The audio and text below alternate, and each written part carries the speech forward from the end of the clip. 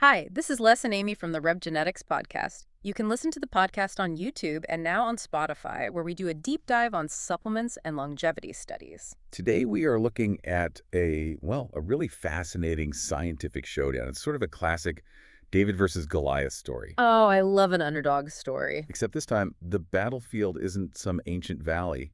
It's a microscopic protein inside our own bodies. Okay, so who are the fighters today? Because usually in this world, Goliath, big pharma, engineered drugs, they tend to win. Exactly. So in the blue corner, we've got the heavyweight champion of pain relief, a drug called Diclofenac, probably one of the most common prescription painkillers out there. Right. And in the red corner, we have this scruffy little plant from the mint family called White Horehound. White Horehound. Okay, Marrubium vulgare. I think I've heard of it. Isn't that an old folk remedy? Something my grandma might have used for a cough? That's the one. It definitely has that, old wives' tale reputation. But we're not talking about brewing tea today. We're looking at a new study where scientists use supercomputers to pit this plant against the drug, head to head, to see which one is actually better at stopping inflammation. So a lab-made painkiller versus a common weed. Pretty much. Yeah. And, the results suggest we might have been underestimating that weed for a couple of thousand years. Okay, let's get into it. Before we see the fight, let's talk about the stakes. Inflammation. I mean, we all know what it feels like, right? A sore back, a swollen ankle. But what's really going on inside? Well, inflammation itself isn't the bad guy. Not always. You can think of it as your body's alarm system. The first responders. Exactly. You get a cut, the alarm goes off, blood rushes in, immune cells show up. It gets hot, red, swollen. That's a good thing, short term. It's the repair crew doing its job. Right. That's acute inflammation. But that's not what we're talking about here, is it? No. The real problem starts when that alarm gets stuck on. That's chronic inflammation. And that's like this low-grade fire smoldering through your body. And we now know that's linked to what? Heart disease, arthritis. All of it. Heart disease, joint pain, neurodegeneration. It's a huge driver of the aging process itself. So the alarm is blaring, and we reach for the medicine cabinet.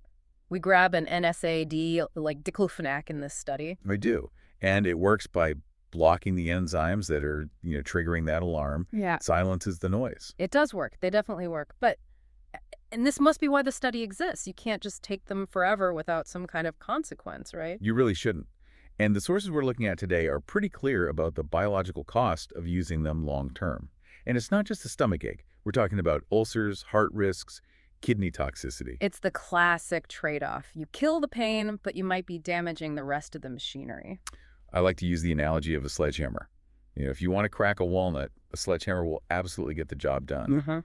But you're probably going to smash the table it's sitting on, too. And the table is my liver. The table is your liver, exactly. It's effective, but it's not precise. So researchers are looking for a nutcracker instead. Something that just cracks the nut without breaking everything else. And that search brought them to our challenger, White Horehound. Okay, the plant. What's inside it that made them think it could be a contender? They were looking for something called flavonoids. The researchers isolated 14 different flavonoids from the plant. These are natural compounds, like the plant's own little immune system. But they didn't just start feeding these to rats. You mentioned computers. They used an approach called, what was it, in silico? Yes, in silico. It's a play on the terms in vivo, which means in the living, and in vitro, in glass. So in silico means in silicon, like a computer chip. You got it. It's a simulation. Yeah. But it's not a video game. It's really advanced computational chemistry. So like a flight simulator for a new airplane. That's a perfect analogy. Yeah. You don't build a billion-dollar plane and just hope it flies. You simulate the physics first to see if the design works. So they're running a flight simulator for molecules. What are these molecules trying to land on? What's the target? The targets are two enzymes, COX-1 and KOX-2. POX1 and KOX2, okay, in simple terms. They're the pain switches. When there's damage, your body flips these switches, and they start pumping out the chemicals that cause pain and inflammation. Got it. Pain switches. So the goal of any painkiller is to jam that switch off. To be the key that fits in that lock and stops it from turning. Okay, so the simulation is running to see which key fits the lock best. The drug or the plant molecule. So, who won? The plant won. The plant, really? Decisively.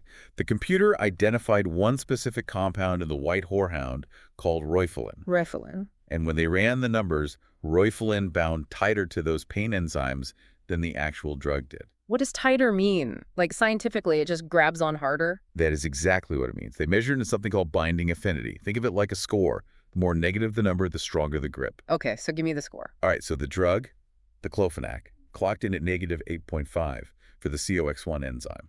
Negative 8.5. And Roifelin? Negative 10.6. Whoa, Practical. that's a huge difference, isn't it? In thermodynamics, it's massive. The plant molecule just fits into that lock so much more perfectly and refuses to let go. That's amazing. You've got this drug engineered in a lab to do one job, and a compound from a weed does it better. It's pretty humbling. And Rifelin wasn't even the only one.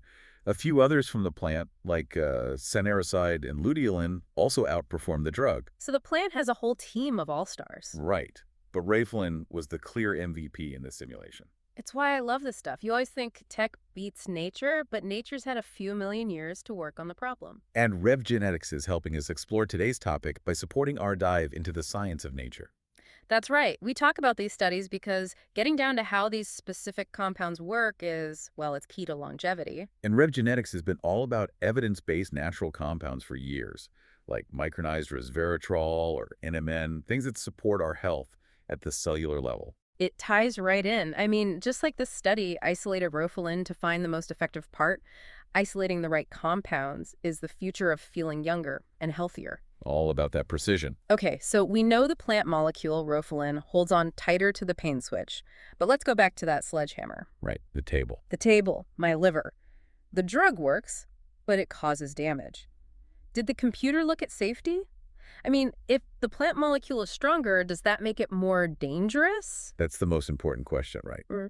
Potency is useless if it's toxic. And this is where the simulation gets really cool. It didn't just look at effectiveness, it predicted toxicity.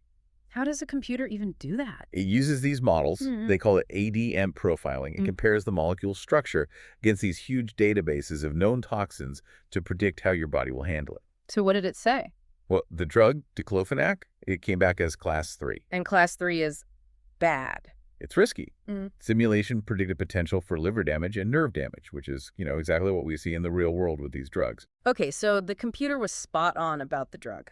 What about Roifelin, our hero compound? Roifelin and most of the other plant compounds were predicted as class 5. Class 5, higher number is better. Much better, much safer, lower toxicity. Yeah. So go back to the analogy. The drug is the guy who fixes your sink but tracks mud everywhere and reads your fridge. Right. Fixes the problem but makes a huge mess. Yeah.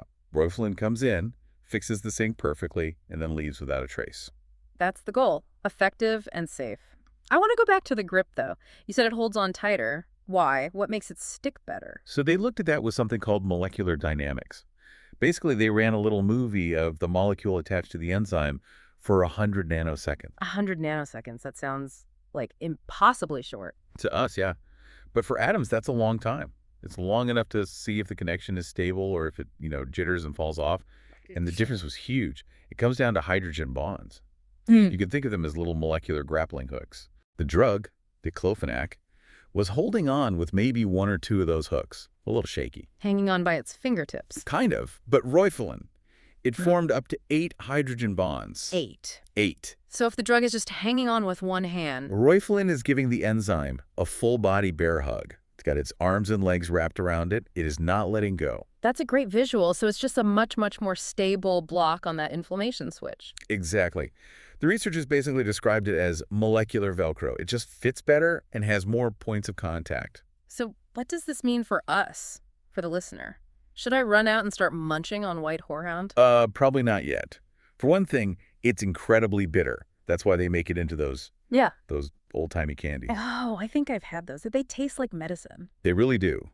But the real point here is about the future. This suggests we could develop brand new painkillers based on Roifelin.